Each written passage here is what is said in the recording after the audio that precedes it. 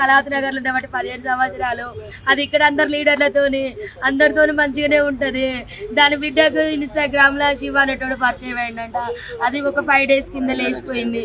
5 days కింద లేచిపోతే police station లో complaint ఇచ్చిందంట. Police station లో కంప్లైంట్ ఇస్తే సార్ వాళ్ళు వెళ్ళి అబ్బాయిని తీసుకొచ్చి అమ్మాయిని తీసుకొచ్చిల్లంట. నా బిడ్డ 3 రోజుల నుంచి వాడింట్లో ఉంది, నా బిడ్డకి ఏమన్నా అయింది ఒకసారి టెస్ట్ చేయండి సార్ అంటే కోర్టు తీర్పు వస్తుంది, ఇవాళ చెక్ చేపిద్దామని చెప్పి సార్ మంగళవారం పెడదామని సిఐ గారు అన్నారంట. అక్కడ నుంచి దాన్ని ఇంటికి తీసుకొని వచ్చింది. మరి వాళ్ళని ఎట్లిడ్చి పెట్టిలో నాకు తెలియదు సార్, వాళ్ళ లోపలనే ఉండే, వాడు ఎట్లా బయటకు వచ్చిందో తెలియదు.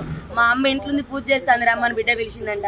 వెనకాలకెళ్ళి చెల్లె పూజ చేస్తాంట, వెనకాలకెళ్ళి తన చున్ని తీసుకొచ్చే వెనకాలకెళ్ళి వేసి గుద్ది చంపేసి సార్. చంపిన తర్వాత నా చెల్లె చావలేదంట, కొనుక్కుతో కొట్టుకుంటా అంటే మళ్ళీ పిలిచిందంట. వాడు పోయిన తర్వాత రా మా అమ్మ చచ్చిపోలేదు, చంపేసినాక మనం ఇద్దరం వెళ్ళిపోతే రమ్మంటే వాడు మళ్ళీ వచ్చి సుత్తే కొట్టే సుత్తతోని కంతలు ముక్కులు కొట్టి ఇవన్నీ గట్టిగా పిసికేసి ఇట్లా ఊరేసి కడుపులంతా గుద్దేసి చంపేసి సార్. నా చెల్లె ముక్కు నుంచి బ్లడ్, నోటి నుంచి బ్లడ్, ఇల్లంతా పెరుగులాట చేసింది.